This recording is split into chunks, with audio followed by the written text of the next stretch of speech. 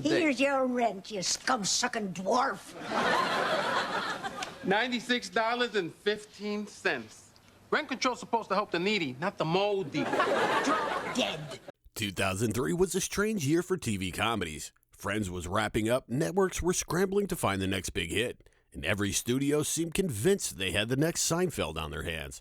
Instead, they gave us a lineup of sitcoms that burned out faster than you could find the remote. Oh, do this, do that. Oh, I'm gonna tell my man what to do. From ill-fated remakes to awkward star vehicles to spin-offs that never should have happened, these shows prove that not every laugh track is created equal. Today we're counting down 10 failed sitcoms from 2003. Number 10, Coupling. You want it if you love me, and so how am I ever to know? You always tell me, perhaps. Released September 25th, 2003 on NBC, Coupling was hyped up to replace Friends, since NBC was preparing for life after Ross, Rachel, and the gang. On paper, it looked like a slam dunk. Take a proven British hit that ran successfully for 4 seasons. I don't accept. What? I don't accept it. No, you can't not accept it. I'm breaking up with you. Well, don't I get a say in it? Of course you don't. If I don't get a say in it, then I don't accept it. Translated to an American audience and boom, instant success. But instead of adapting the premise, NBC literally lifted the same scripts from the British version, beat for beat. I don't accept. No, you can't not accept. I'm breaking up with you. Well, don't I get a say in it? Of course you don't. Well, if I don't get a say in it, then I don't accept it. Unfortunately, humor doesn't always translate across the Atlantic. What came off as witty and edgy in the UK felt stiff, awkward, and strangely lifeless in the US. A big part of the problem was casting. The British cast had charisma and chemistry, while the American version felt like watching strangers reading lines at a table read. How did you find me here? The usual. So you called my house. I wasn't home. Things got so bad that BBC America actually started airing the original Coupling, side by side with NBC's version, just to show audiences how much better the real thing was. Mary Kelly thinks you're a complete idiot. Then why does she keep looking at my arse when we're talking? She's lip reading. The result? Coupling became a textbook example of how not to adapt a sitcom. Then how come you're always checking out my ass when we're talking? I'm lip reading.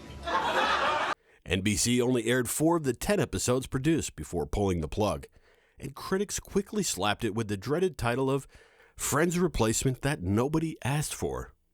Number 9, The Pits.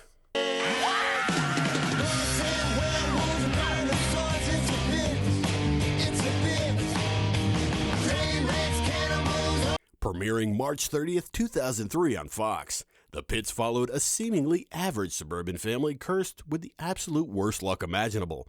Think freak accidents, bizarre coincidences, and over-the-top misfortunes every single week. Cubed or wedged? Uh-oh.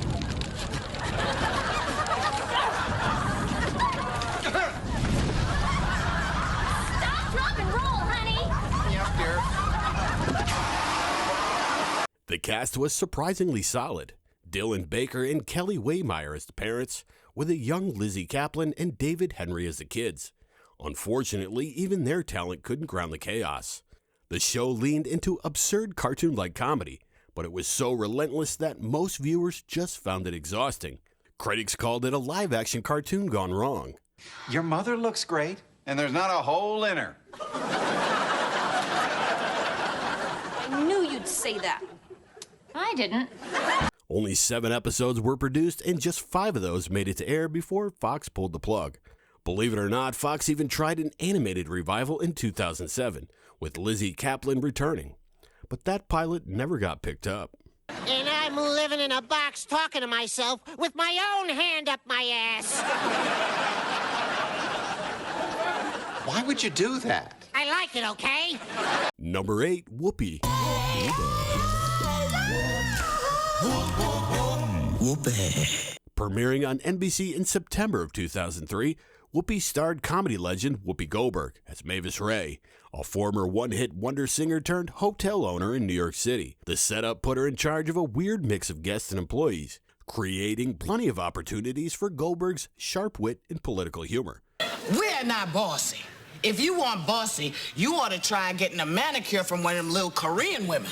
The cast was solid, too. Nassim, the Iranian handyman, was constantly at odds with Mavis. Do this, do that. Oh, I'm gonna tell my man what to do. While Ren T. Brown appeared as her conservative brother Courtney. And in one of her first big roles, Elizabeth Regan co-starred as Rita, a quirky liberal who tried a little too hard to prove how open-minded she was. Mavis, don't you think it's a bit shallow to like someone just because they act black? Yo, boo! Let's bounce. W's about to bust out 56. Coming, cupcakes. The show leaned heavily into topical jokes about race, politics, and post-9/11 America, which sometimes landed but just as often rubbed audiences the wrong way. Bush is in my can? That's what I'm trying to tell you. The president is here in your toilet now. Well, go get him out. Oh, yeah, right. An Iranian immigrant telling the president to go. You know? What? Why don't they just run around the airport and shout, Ya Jihad! Holy war! Holy war! Critics called it preachy and uneven, and viewers who expected a lighthearted sitcom were surprised by the constant political agenda. Despite Goldberg's name recognition, Whoopi only lasted one season with 22 episodes, quietly bowing out in 2004. In the end, it showed that even a big star and a bold premise couldn't guarantee a sitcom hit in the competitive early 2000s NBC lineup. Number 7, Louie.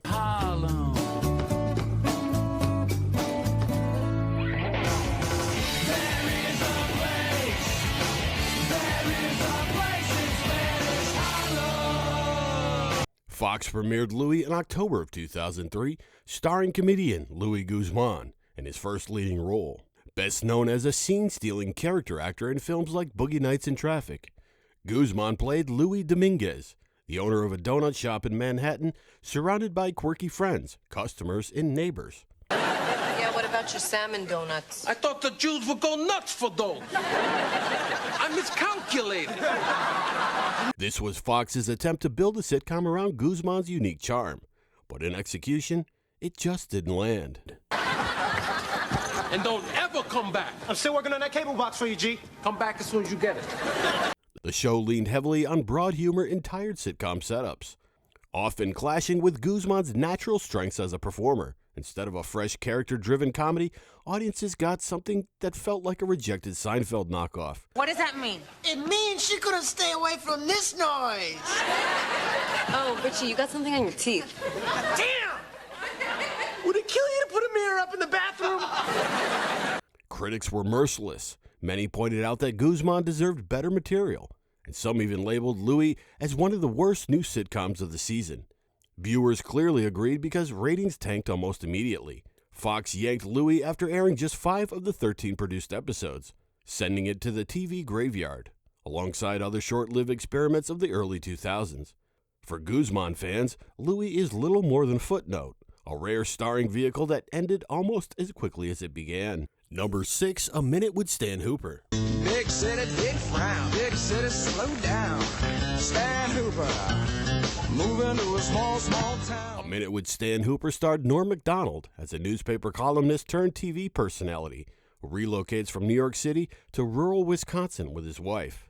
The setup sounds like a gentle fish-out-of-water sitcom, and that's exactly what audiences thought they were getting at first. It's to go.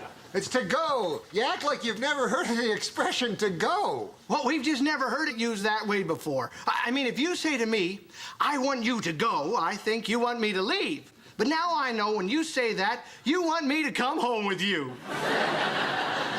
No, I don't want you to come. Just forget it. Just give me my carry home, would you? And step on it. No!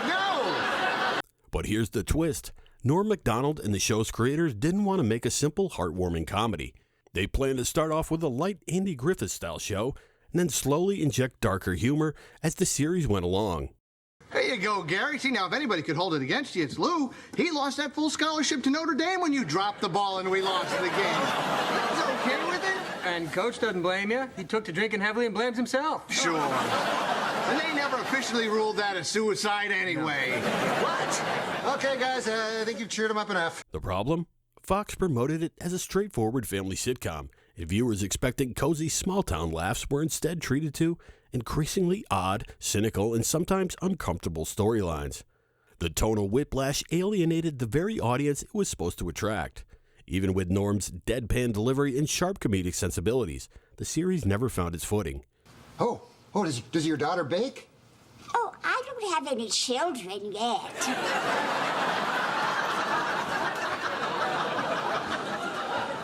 Well, just on the off chance that you never do have any children, I would like you to consider me to be your daughter.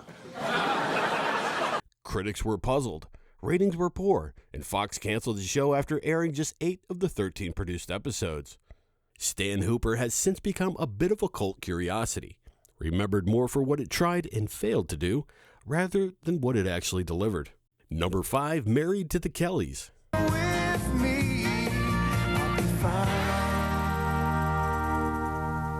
Premiering on ABC in the fall of 2003, Married to the Kellys was a family sitcom with a classic fish-out-of-water setup. Okay, I get it. You're a fish out of water. No. See, I'm a fish in a baggie of water in other water. The story follows Tom, a writer from New York who marries into his wife's big, close-knit Midwestern family. Suddenly, he finds himself surrounded by in-laws who think nothing of dropping by unannounced, oversharing, and pulling him into family traditions he just doesn't understand. Okay, just so we're clear, though, in the Midwest, shucking corn just means shucking corn. You're on a need-to-know basis. It starred Breckin Meyer as Tom, with a supporting cast including Tom Poston and Emily Rutherford. Despite a decent time slot, the show never caught fire. Critics compared it unfavorably to other City Guys vs. Family Values sitcoms, saying it leaned too heavily on stereotypes instead of finding its own voice. You hang in there. You're going to find that each one of these people, in their own way, are going to add something wonderful to your world. Oh, excuse me, gents. Just taking a little fart walk. The series managed to complete its one and only season with 22 episodes, which is longer than most failed sitcoms get, but it quietly faded away by May of 2004, never leaving much of a mark. Did those shipments get to Detroit this morning? No. They're going to be a few days late. Did you use FedEx Express like I asked you? No. Remind me again why I keep you around here. You're my dad. When you need fast, reliable service, relax, it's FedEx. Number 4, All About the Andersons. Just step by step, day by day, we can't stop, brother. All About the Andersons premiered on the WB in September of 2003 and starred comedian Anthony Anderson as, well, Anthony Anderson. He plays a struggling actor who moves back in with his parents to raise his young son.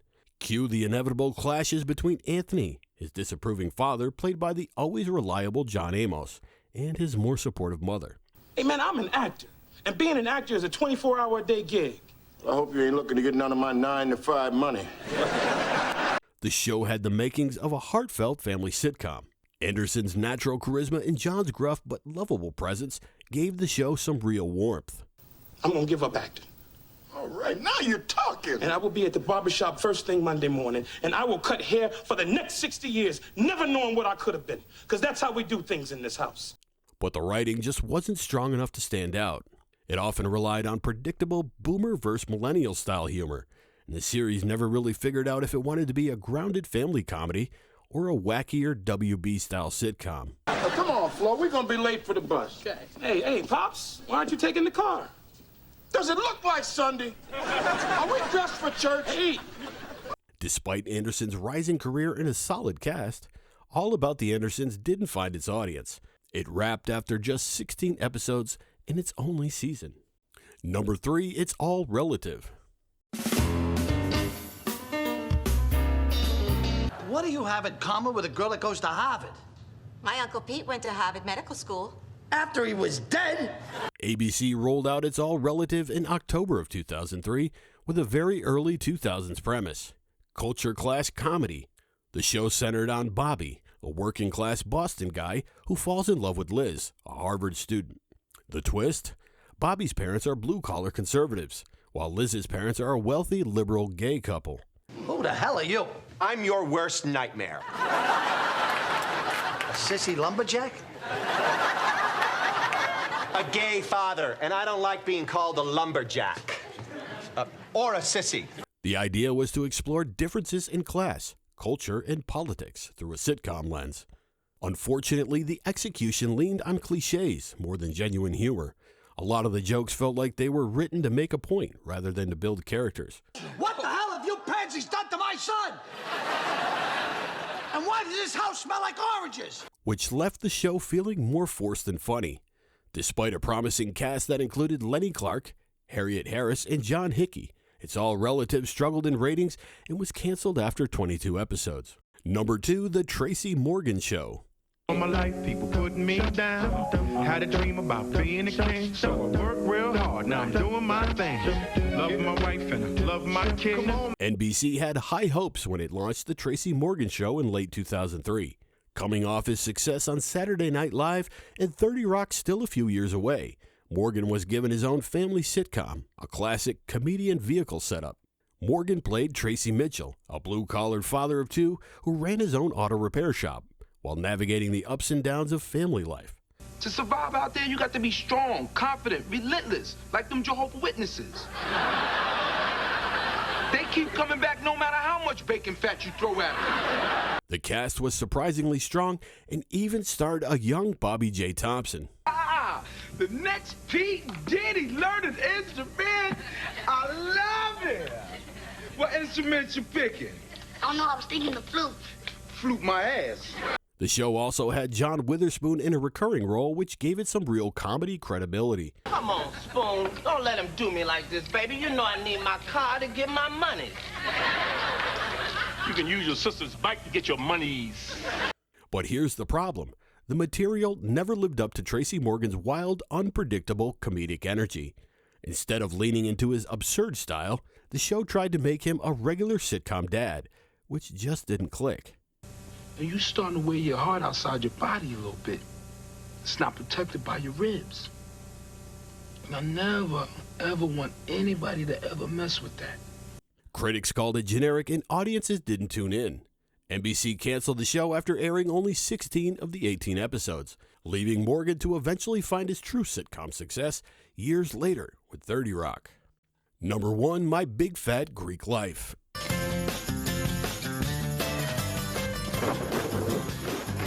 After the massive success of My Big Fat Greek Wedding in 2002, a sitcom spinoff seemed inevitable. CBS quickly greenlit My Big Fat Greek Life, bringing back Nia as the lead character. Oddly enough, John Corbett didn't return as her husband, and the role was recast with Stephen Eckold, which immediately threw fans off. Now that the honeymoon is over, remember, it's not all about your pleasure. The show tried to recapture the charm of the movie, with Nia navigating life with her loud, eccentric Greek family. On paper, it should have worked. The movie was beloved, and the culture clash comedy had already proven itself. But on TV, the magic was gone. Critics said the show felt forced, repetitive, and lacked the heart of the film. Audiences seemed to agree. The ratings plummeted after its premiere, and CBS pulled the plug after just 7 episodes. In the end, My Big Fat Greek Life became a classic case of Hollywood trying to stretch a hit into a franchise, and learning the hard way that sometimes lightning only strikes once. Looking back, it's easy to see why most of these shows never found an audience. But they also serve as a reminder of just how competitive the sitcom landscape was in the early 2000s. So which of these flops do you actually remember watching? And did any of them deserve better? Let me know in the comments, and don't forget to like, subscribe, and stick around for more deep dives into the hits and misses of TV history.